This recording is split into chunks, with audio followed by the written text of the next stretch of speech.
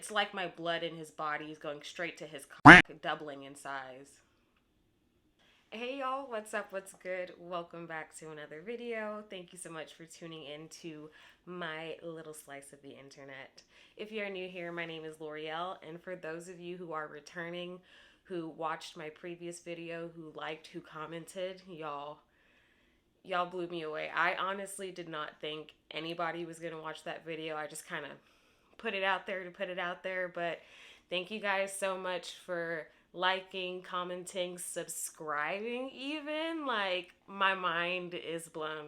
Thank you to each and every one of you. I really hope you guys stick around, and let's get into the January reviews.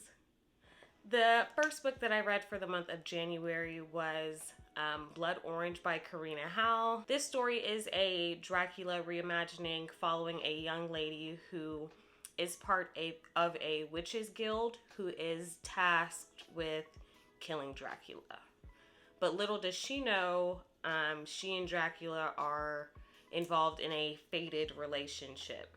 Overall, like, I got through it, but the more I sat on this book, the more I'm questioning if I really even liked it. Let me explain. This is a romance novel, and the spice, it was there. There's no doubt to that. The spice was there. But everything else, though, was not. For our main character, you do feel her struggle between doing her job and falling in love. However, the fantasy element and all the elements that are introduced did not get put to good use. It almost felt as if they were just a plot device rather than being an integral part of the story. Our main character is part of a witches guild, like I mentioned, but homegirl doesn't do like any witchy things.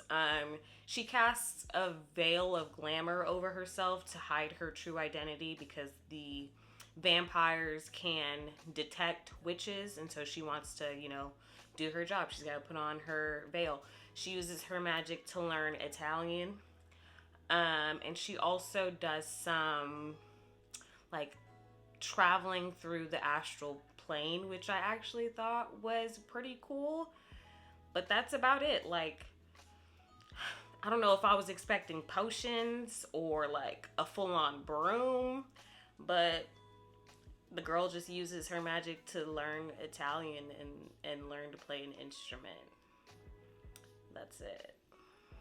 And on the topic of the guild, the author mentions that specifically Dahlia, which is the female lead, she's specifically a vampire slayer in the guild.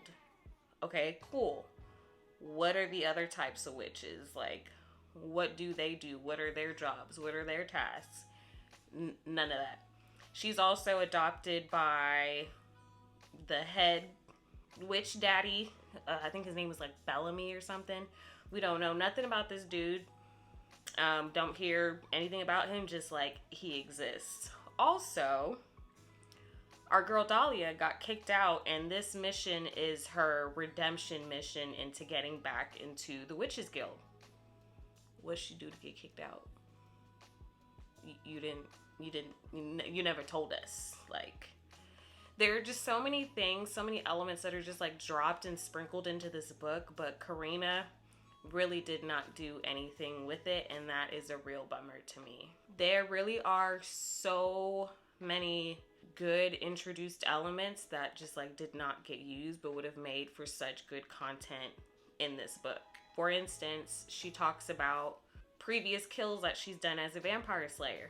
Okay, tell us about it. Like, I want to read about it. I wanted like basically a written version of an episode of Supernatural or something, instead of just being like, yeah, I did that one time. I got this badass sword. Feel the same way about her relationships with Dracula, whose name is Valtu Aminoff. Can like we hear about their relationships? We only ever get to see the relationships through like flashbacks, but it's literally when everything is about to fall apart and shit is about to collapse. Like, that's it.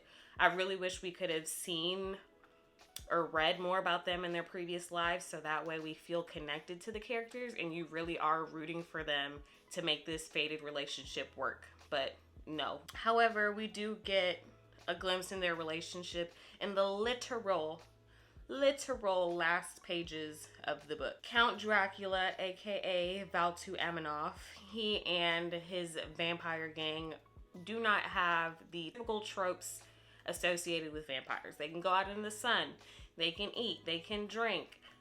They do share, you know, the common speed and strength thing, but that's about it. Valtu, as a leader, he's not a bad leader, but I feel like his mind is not in the right place. He's not focused on the right things. And it's the same thing for Valtu as it is with Dahlia and her magic. I wanted to see more vampire things. Like, does he have the skin of a killer? Can he climb like a monkey man? Does he wear a black trench coat and ride motorcycles with, you know, a fucking blade on his back? Are there, like, do they have an arch nemesis, the Lycan? And are they, like, obsessed with maintaining this pure bloodline? Like, come on, give them some type of character traits besides, like, they have telepathy, like, I guess, and they have another skill, I guess you can call it that. I'll just go ahead and read you the quote. Are y'all ready? The more blood he seems to take from me, the bigger he feels. Enough that I think I'm imagining it. It's like my blood in his body is going straight to his cock, doubling in size. A couple pages later, this is his response to that. Also, you never told me that your cock gets bigger when you're feeding. He shrugs lightly. Just makes sense, doesn't it? Does it? Does it, though? You sure about that? You sure about that? Moving on. I wanted to see more vampires doing vampire-y stuff. More internal struggle amongst them. More talk about, like, the endless hunger. Like, have them out there in the streets, like, slaying people instead of being in a sex dungeon eating ass. Just wanted to clarify so we're all on the same page here. He was not eating the booty like groceries. He was, in fact, sinking fangs into booty meat. Just wanted to make that clear so we're all on the same page. That's it. And I feel like I'm being heavily critical on this book only because I have read 2 books previously from Karina Halle, and I'm starting to pick up on some things. So I've read 2 of the currently released books of the Underworld God series, which is River of Shadows and Crown of Crimson. The first book, I feel like it was similar to Blood Orange, but not to this extent. That whole book, it felt like, yeah, you're reading and stuff is going on, but nothing's happening. And the second book in that series really made up for it. But with that being said, I read that back in September, and I still can remember, like, Tuoni, Punin, Lovia, Hana, like, all of those characters had so much personality. They all had motives, and you really got a true sense of who they are. And this just felt like, I don't know, it felt like she got to the end and she was like, oh shit, what page am I on? Okay, I shouldn't have to read the second book to get any kind of questions answered, to get anything. Even though this is a duet, I feel like the first book should be able to stand on its own. And this does not. So with this being a duet, I kind of had predictions on, like, how this might end, but the ending, I can honestly say, I did not see that coming. And like I said a little while ago, you get so much in, like, the literal last pages of this book to try and, like, close everything up and tie up those loose ends. But that just was not, that didn't do it for me. I really wish there would have been more work done with all the things that go like bump in the night. So if I had to give this book a rating, I hate to say it, I think I'll even have to go and update my Goodreads, because I believe I gave it a 4-star on Goodreads. But the more I sit on this, the more I'm like, you don't deserve 4 stars, because you did nothing. You gave me nothing. I was rooting for you because of how much I enjoyed Crown of Crimson and River of Shadows. But this, I think my final score is going to be a 3.5, which really breaks my heart because, like I said, I've enjoyed the previous Karina Halle books that I've read, but this ain't it. It's not a terrible book. If you just want to read a book that's, you know, spicy and doesn't really have much else going on, then this is the book for you. Okay, moving on to the next book. You can already tell by the smile on my face that I enjoyed this one. The second book that I read for the month of January, which you guys saw me pick from the Almighty Bowl in my previous video, was Assistant to the Villain by Nicole Maehrer. Now this one is good. We are following a young lady by the name of Evie, who is recently unemployed until she quite literally runs into a man in the forest who goes by the name of the Villain. Now, I don't know about you, but I know I like a book when I'm literally smiling at paper. Or in my instance, I read this on my Kindle. I was smiling at the screen. This was a really fun read. This romantic fantasy follows the grumpy sunshine trope. So you have the villain, who's very much grumpy, and Miss Evie, who is just a ray of sunshine. The villain is on a mission to destroy and take down the king in, I believe it's Renadon. But his plans, his dastardly plans, keep getting foiled. So with Evie on his side, along with everybody else introduced into the book, they're all on a mission to bring down and stop the king. Unlike Blood Orange, all of the characters introduced have a personality. This is a fantasy romance. The fantasy elements are used, and they're not just plot devices. Everything in this book is done intentionally and has a greater purpose. It is written dual POV, so you do get to see Evie's side and you get to see the villain's side, and you get to read about the small acts of kindness that they do for one another, and you get to watch their relationship grow. Because you do get to see both sides of the relationship, you really do feel like a sense of attachment to them, and you really are rooting for them to figure this shit out. Come on, what y'all doing? I really don't want to say too much about this because I personally went into it kind of blind. I remember hearing a review from somebody. I still, for the life of me, cannot remember whose video I watched, but I just heard a little snippet, and I my ears were peaked, so I just kind of fast forwarded through the video. So I really kind of went into this blind, and I'm happy that I went into it as, you know, sort of like a blank slate. I will say, our main character, Evie, girl, you need a real friend. Somebody that's gonna tell you, shut up, just stop talking. You're saying too much. Just stop, girl. But without going into it further, this book gets my approval.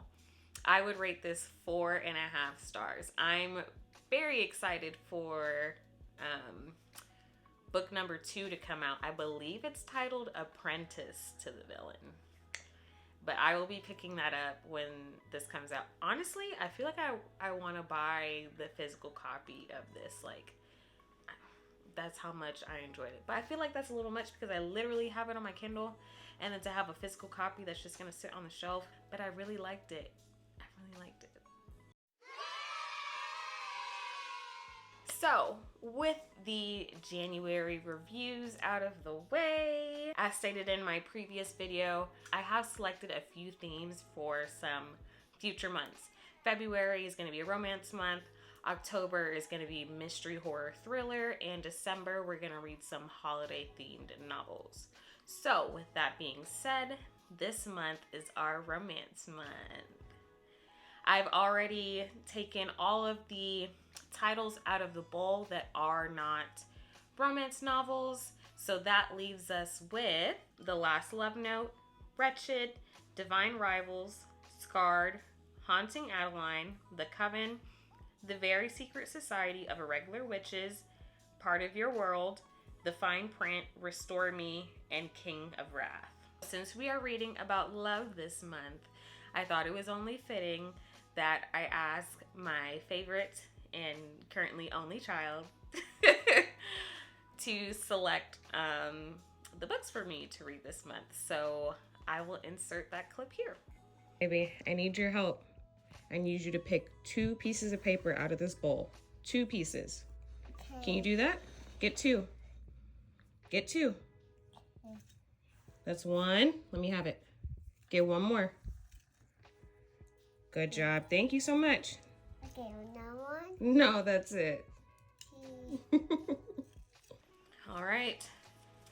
I've got the 2 books that Robana Banana picked for us. I have not peeked. Let's see what she picked for us to read for the month of February. First one we have is Wretched by Emily McIntire. Second, and this one I have as an audiobook, so that'll be a nice little break. I can just, listen to this whenever. The second one we have, The Last Love Note. So we're going to be reading a physical copy and an audiobook for this month. Round of applause for Miss Robana as being a willing participant. That you a willing participant in her mom's shenanigans. That is all for this January wrap up. Thank you all again so much for just sticking around, for watching that video, for commenting. I just can't even express to you how grateful I am and how appreciative I am. I'm gonna take a break for the remaining 2 days we have in January. Honestly, I'm surprised I even got this done on time between Power World, Attack on Titan, and just my regular BS.